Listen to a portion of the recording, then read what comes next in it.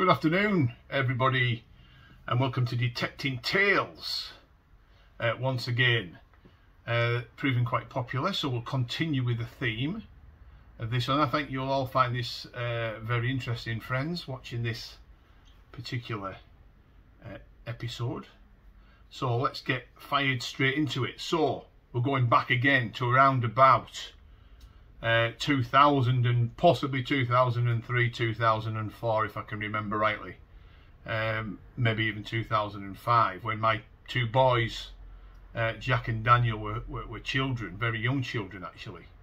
You know, they must have only been sort of like 8 or 9 and 5 and 6, something around that age.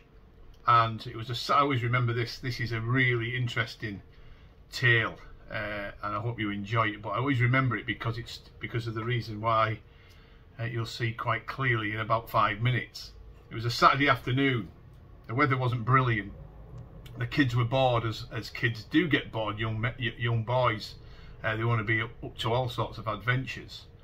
And we decided Saturday afternoon to go detecting because they'd seen the coins and artifacts that I bring home from detecting adventures, and they thought, well, if Dad can find it, I can also find it. And at the time I was using a white XLT detector as my main machine, but I also had a backup detector which was a laser Rapier, and I had a little tiny control box, and it was extremely lightweight. It was that light the kids could actually swing it around and use it, and it was very simplistic to operate. So the plan was for me to use the XLT, and our Jack and Daniel were to follow around behind me or at the side of me using the little laser Rapier.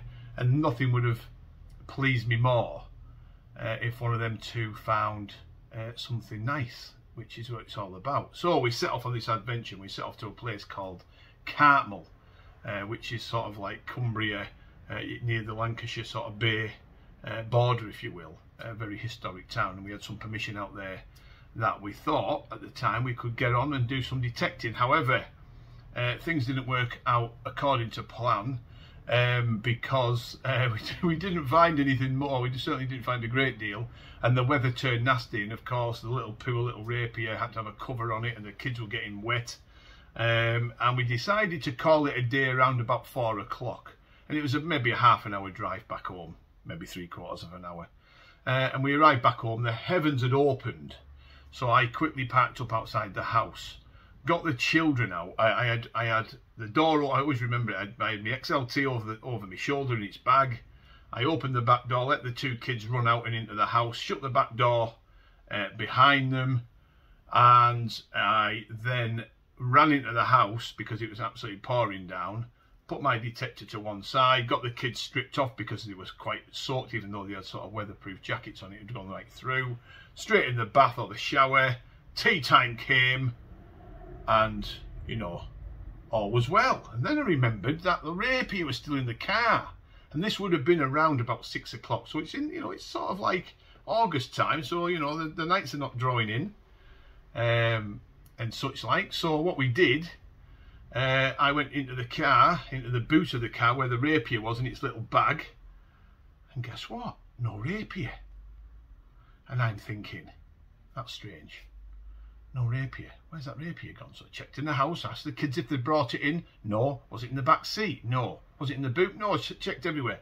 And then the horrific thought overcame me that I'd left it back where we parked the car for detecting. I thought, well, you know, is it easy done with kids running around and your eyes took off the ball? Well, it must be, because that's what's happened.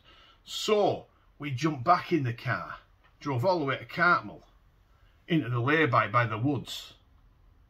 No sign of the detector. I thought, oh God, somebody's picked it up. So then we went into the village, and there was a local Spar, I think it was, like a local shop, yeah, like a Spar shop on the corner. And I went in there and said, can we put a note on the notice board? Kids have lost their metal detector whilst being out in the fields and so on and so forth. We put a little handwritten note on, if anyone finds a detector. And I thought, surely somebody in the village will find it.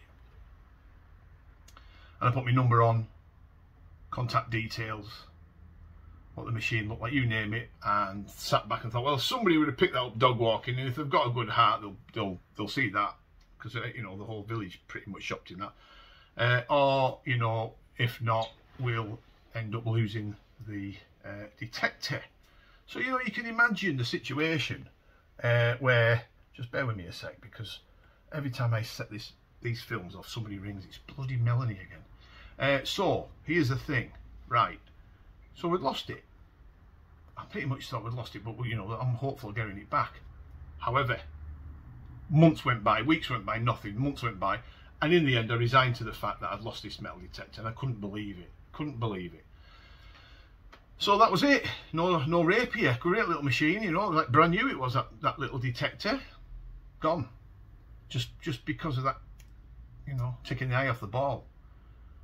And then about 2 years later, I got a phone call off a friend saying, have you looked in the local evening mail this evening? I said, well, I don't buy the evening mail.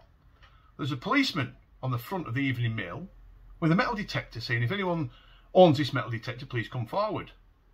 And I looked, I sort of brushed off to the shop, opened the evening mail up. There's a policeman sat with a load of other goods around him, computers, fishing rods, you name it, bikes. And he sat there with a metal detector at the camera. And guess what? It was my Rapier. So of course I rang the police station up, explained the situation to him. Can you come down, Mr. Russian, Monday morning or whatever? I went down, I talked to the police, told them what the description of the thing was, you know, the metal detector. It still had white powder all over the detector from fingerprints, and it still had the original 9-volt battery that I left in it, and I turned it on and it worked perfectly.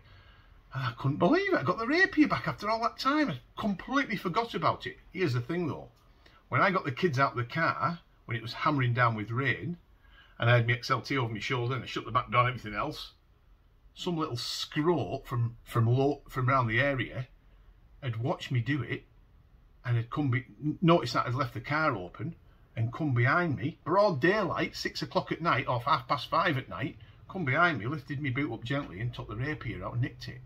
And it was only because the police did a raid on his house much later they found all these goods here. The detector had never been used, he'd just stolen it, and I got it back. What a twist of fate. I asked the policeman, well, I asked both police people, man and woman, if I could get the name of the person, but they declined for obvious reasons. So I never did find out exactly who it was, but it just shows you. So the lesson, you know, if you see some of these detecting sort of talk films that I give out about people not keeping detectors in the car, there's a prime example, folks. Happened to me firsthand. Some little thief. So there you go.